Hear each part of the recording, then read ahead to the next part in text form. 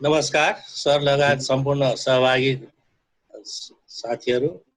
नमस्ते सर।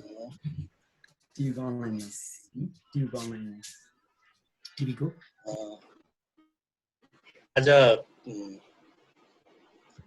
हामी लकडाउन अवस्थामा बसिरहेको अवस्थामा हाम्रा पठन पाठनहरू जम्मै बन्द भएका छन्। हाम्रा सम्पूर्ण अन्य क्रियाकलापहरू पनि बन्द भएका छन्। बन्द भएका छन् भन्दा पनि बन्द गर्न बाध्य भएका छौँ। यो बाध्यताको समयमा हाम्रो डाक्टर दिलनाथ दङ्गाल सरले यी कार्यक्रमहरू यसरी पठन पाठनलाई निरन्तरता दिने उद्देश्यले कार्यक्रम सञ्चालन गर्नुभएको छ। बहुत सराहनीय काम गर्नुभएको छ उहाँले। त्यही सम्बन्धमा त्यही सिलसिलामा उहाँले मलाई पनि यो अवस्थामा हाम्रो कृषि अर्थतन्त्र भएको देश र कृषिमा निर्भर भएको देशलाई यो कृषिमा यस्तो प्रभाव छ होला भन्ने आशय साथ कृषिमा पार्ने प्रभावको बारेमा मलाई यो मौका दिनुभयो भन्ने मौका, मेरो विचार राख्ने मौका दिनुभएको छ। यसको निम्ति पनि म उहाँलाई धन्यवाद दिन चाहन्छु। सर्वप्रथम त हाम्रो कृषिमा यसले पार्ने प्रभाव त छँदैछ।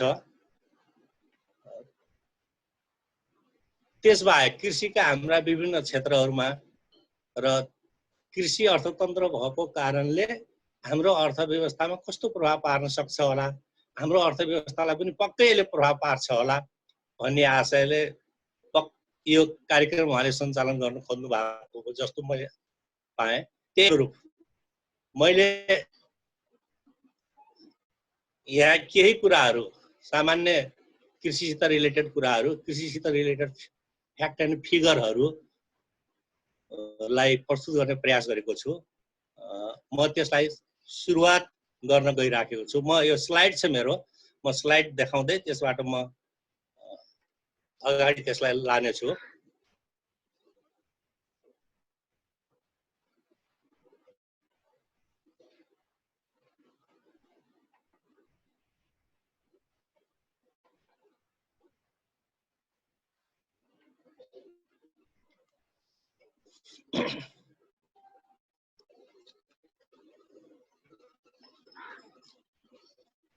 पहिलो त मैले यो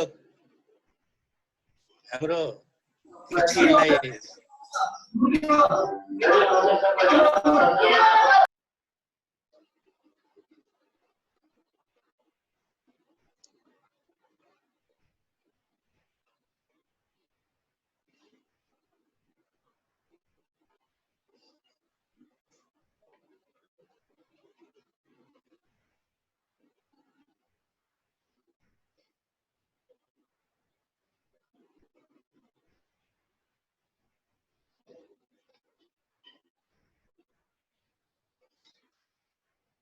र अहिलेको परिस्थितिमा हामी मात्र नभई विश्व महामारीबाट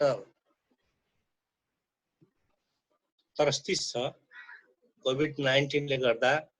यस अवस्थामा हामी पनि अहिलेको समयमा लकडाउनको अवस्थामा घरभित्रै बस्न बाध्य भएका छौँ र यो अवस्था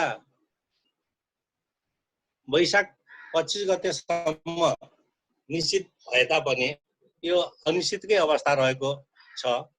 यसले गर्दा हामी हाम्रा कार्यक्रमहरूबाट वञ्चित हुन बाध्य पनि भएका छौँ। हाम्रा कार्यक्रम मात्रै, त्यसभित्र भएका उद्योग, व्यवसाय, निर्माण, यातायात, पर्यटन, शैक्षिक, कृषि आदि सबै क्षेत्र प्रभावित भएका छन् र कृषि अर्थतन्त्र भएको हाम्रो जस्तो देशमा यसको प्रभाव गम्भीर रूपमा पर्न सक्ने सम्भावना पनि रहेको छ, जसले गर्दा हाम्रो जीडीपीमा कृषिले को योगदान अहिलेसम्म भएको जुन छ त्यो पक्कै पनि अब त्यसमा केही कमी आउनेछ भन्ने सबैको धारणा रहेको छ।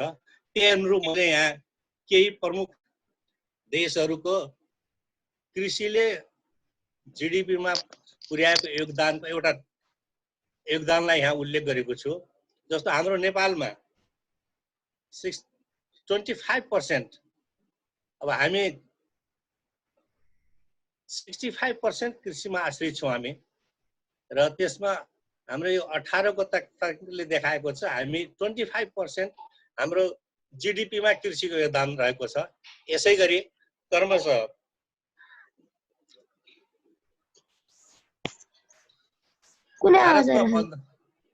भारतमा 15%, बांग्लादेशको 13%, पाकिस्तानको 23%, श्रीलङ्काको 8%, भुटानमा 16%, चीनमा 7%, क्यानाडामा 1%, सिङ्गापुरमा 9%, संयुक्त राज्यमा 1%, संयुक्त राज्य अमेरिकामा 1%, अस्ट्रेलियामा 1% र अस्ट्रियामा 2% र अस्ट्रियामा 1%। यो कृषि कुल गार्हस्थ्य उत्पादनमा कृषिको योगदान रहेको अवस्था रहेको छ।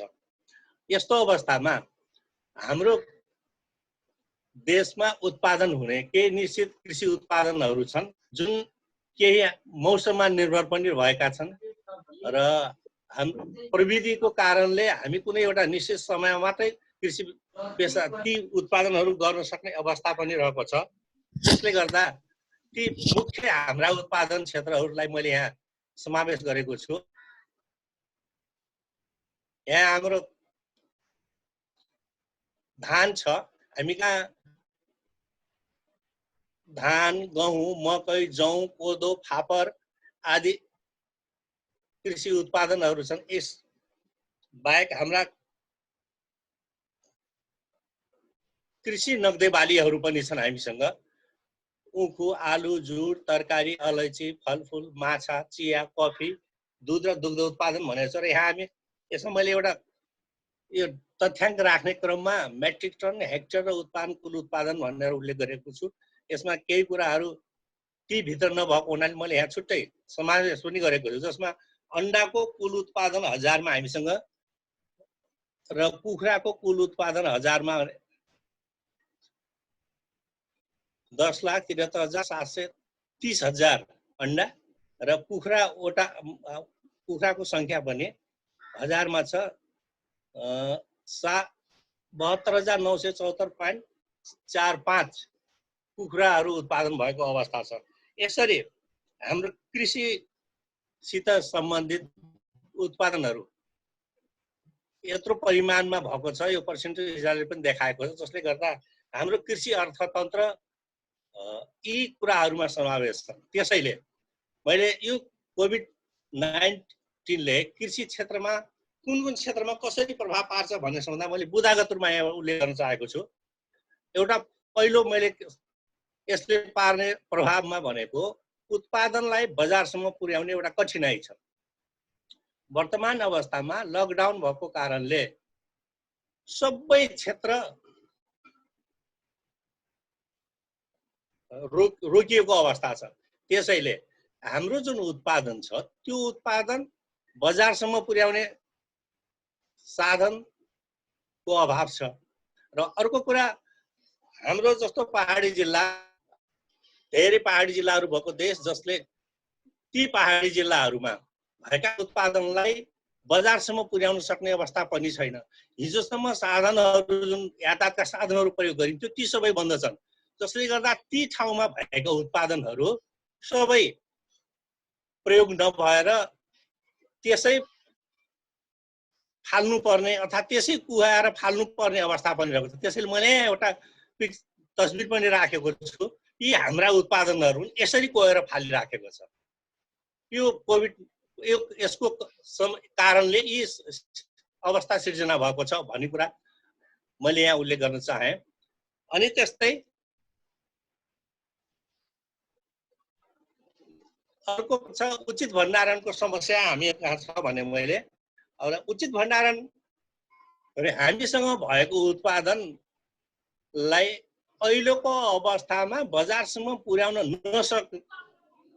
नसकेको अवस्थामा त्यसलाई भण्डारण गरौँ भन्ने हो भने पनि त्यो भण्डारण गर्ने समस्या हामी कहाँ रहेको छ। उचित भण्डारण छैन हामीसँग, घरमै राख्यो भने त्यो सबै नष्ट भएर जान्छ। हामीसँग यी भण्डारण गर्ने एउटा ठुलो चुनौती रहेको छ, जसले गर्दा हामी भएको उत्पादन सम्बन्धित ठाउँसम्म सम्बन्धित उपभोक्तासम्म पुर्याउन नसकेर त्यत्तिकै फाल्नुपर्ने अवस्था सिर्जना भएको छ। यसलाई मैले एउटा यहाँ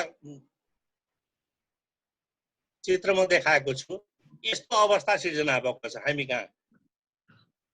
भण्डारण हामीसँग उचित छैन अथवा हामीसँग कोल्ड स्टोरेजको सुव्यवस्था छैन, सबै ठाउँ त्यो सम्भव छैन, जसले गर्दा बजारमा जान नसकेर घरमै यसरी हाम्रा उत्पादनहरू खेर गएको अवस्था रहेको छ। अनि तेस्रोमा अर्को समस्या मैले के उल्लेख गरेको छु भने रासायनिक मल बिउ तथा औषधि उपलब्धता हुने कठिनाइ एउटा समस्या। अब भनेको यो कोभिड-19 सुरुवात भएदेखि अब हाम्रो देशमा कृषि कार्य अथवा खेतीपाती गर्ने समय आएको छ। अहिलेसम्म पनि हामी लकडाउनको अवस्थामा, बन्दाबन्दीको अवस्थामा रहेका छौँ र यो अवस्थामा खेतीपाती गर्नको निम्ति आवश्यक पर्ने मलहरू उपलब्ध नहुने एउटा समस्या रहेको छ। त्यस्तै आवश्यक पर्ने बिउ उपलब्ध नहुने र जमिन त्यसै राख्नुपर्ने समस्या हुन सक्छ। त्यस्तै केही मात्रामा खेतीपाती गरे पनि त्यसलाई औषधि उपचार गर्नको निम्ति, त्यसको सुरक्षाको निम्ति आवश्यक पर्ने औषधि पनि उपलब्ध नहुने अवस्था छ। किनभने यी सबै कुराहरू सबै एक त सबै बन्द भएको कारणले हाम्रो देशमा उत्पादन भए पनि सबै आवश्यक ठाउँमा, चाहिएको ठाउँमा पुर्याउन नसक्ने समस्या रहेको छ भने अर्कोतिर यसको ठुलो हिस्सा विदेशबाट आयात गर्नुपर्ने भएको कारणले अहिले अन्तर्राष्ट्रिय सीमाहरू बन्द छ। त्यो कारणले गर्दा पनि यी समस्याहरू, कृषि उत्पादन यी समस्याहरू देखिने अवस्था रहेको छ, जसले गर्दा हाम्रो कृषि उत्पादन घट्दै जाने अवस्था छ। मैले एउटा यहाँ देखाएको एउटा चित्र देखाएको छु। यो हामी यस्तो अवस्था रहेछ। यहाँ यी औषधि उपचारको अभावले भएको यो एउटा मकै देखाएको छ। मकै किरा परेको छ, औषधि पाएको छैन। यहाँ पहिलो अवस्थामा औषधि उपचार गरिरहेको थियो, यहाँ अब आएपछि यो अवस्था रहेको छ यहाँ। त्यसले गर्दा हामी कहाँ त्यो समस्या रहेको छ। र मैले अगाडि एउटा के थप्न चाहेँ भने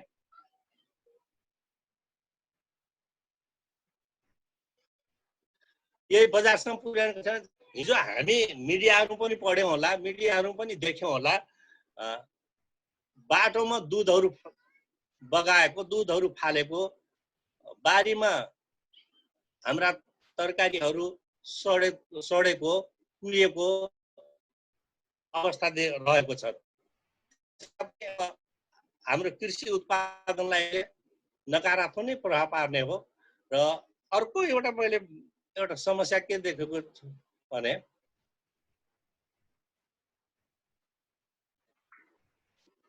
कृषि उद्योगहरू सञ्चालनमा कठिनाइ भयो। अब हाम्रो जस्तो देशमा धेरै अधिकांश उद्योगहरू कृषि उत्पादनसित सम्बन्धित उद्योगहरू छन्। जस्तो भनौँ जुट उद्योगहरू भयो, अनि भनौँ चिया उद्योग भयो, त्यस्तै चिनी उद्योग भयो, आदि इत्यादि यस्ता समस्याहरू छन्। अब कृषि उत्पादनमै ह्रास आउने बित्तिकै ती उद्योगहरू सञ्चालन गर्न पनि कठिनाइ हुने भयो। त्यस कारणले गर्दा कृषि उत्पादनको कारणले औद्योगिक क्षेत्र पनि प्रभाव पार्ने अवस्था रहेको छ। मैले यहाँ एउटा चित्र राखेको छु। हाम्रो चिनी उद्योगलाई मैले देखाएको छु। हामीसँग बिउ, मल, कीटनाशक, औषधिको कमी भएको अवस्थामा, उपलब्ध नभएको अवस्थामा हामी उत्पादन गर्न सक्ने अवस्थामा पनि नरहन सक्छौँ भोलि। र यो उत्पादन भएपछि हामी कहाँ सञ्चालित चिनी उद्योगहरू पनि सञ्चालन हुन नसक्ने अवस्था सिर्जना हुन सक्छ। त्यसले गर्दा कृषिले हाम्रो पुरै अर्थतन्त्रलाई नै प्रभाव पार्ने अवस्था अहिलेको अवस्थामा रहेको छ। र मैले अर्को एउटा राखेको उपभोगमा कमी हुने भयो भनेर। अब जस्तो लकडाउनको अवस्थामा हामी सबै घरभित्रै बाँधिएर बसेका छौँ। नभई नहुने उपभोग गर्ने वस्तुहरू र पनि कसैले ल्याइदियो घरसम्म पुर्याइदियो भने हामी उपभोग गर्ने अवस्थामा छौँ। यस्तो अवस्थामा हामीसँग भएको उत्पादन सबै उपभोग गर्न सक्ने अवस्था पनि छैन। त्यसले उपभोगमा कमी हुने भयो। उपभोगमा कमी हुने बित्तिकै उत्पादकको वस्तु बिक्री नभएर उसको आम्दानीमा कमी पनि हुने भयो। त्यो समस्या एउटा आउने भएको छ, जसले गर्दा हाम्रो कृषि अर्थतन्त्रलाई प्रभाव पार्छ। मैले यहाँ एउटा पिक्चर देखाएको छु। यो यस्तो अवस्था छ उपभोगमा कमी भएको भनेको। हाम्रा बजारहरू सुनसान छन्। हाम्रा यी खाद्य सामग्रीहरू राखेका दुकानहरू सुनसान छन्। अब यी सबै सुनसान हुँदा यी सामग्रीहरू भएका पनि हामी उपभोग गर्न नसक्ने, उपभोगको मात्रा घट्ने भयो। त्यसले गर्दाखेरि पनि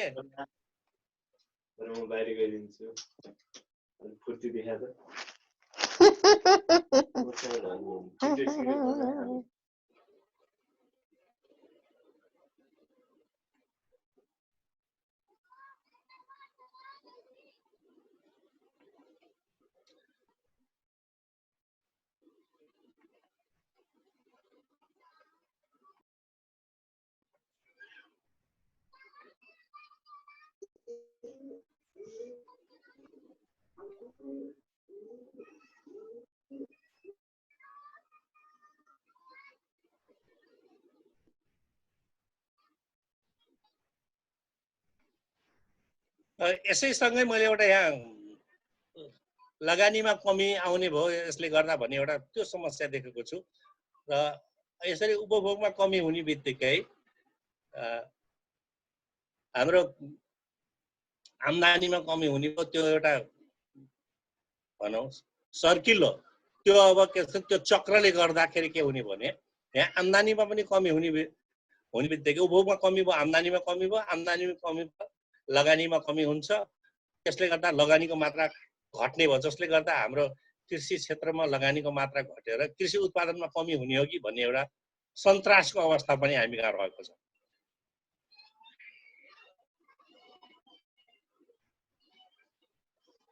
मैले एउटा यहाँ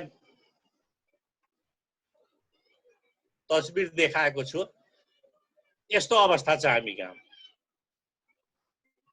बन्जर छ, यहाँ उत्पादनै भएको छैन। हामी कहाँ ती सबै माथि उल्लेखित कुराहरूले पनि प्रभाव पारेको छ। खाली जमिन छ हामी कहाँ, यसलाई हामी प्रयोग गर्न सकेका छैनौँ। यतातिर उत्पादन भएका केहीहरू पनि आवश्यक लगानी गर्न नसकेर त्यसै रहेको छ। जति यसको विस्तार हुनुपर्ने हो, जति यो विकसित हुनुपर्ने हो, त्यो विकसित हुन सकेका छैन। जसले गर्दा हाम्रो उत्पादनमा यसले अन्ततः कमी नै ल्याउँछ।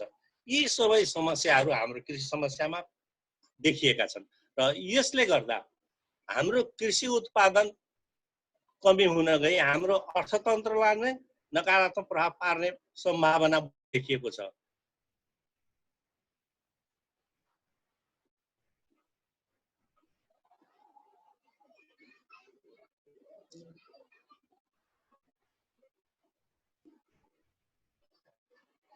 र मैले यसमा एउटा नयाँ कुरो के थप्न खोजेको छु भने यसरी हाम्रो कोभिड-19ले गर्दा हाम्रो कृषि उत्पादनमा जुन कमी ल्याउने कृषि उत्पादनमा प्रभाव पार्ने अवस्था त छँदैछ।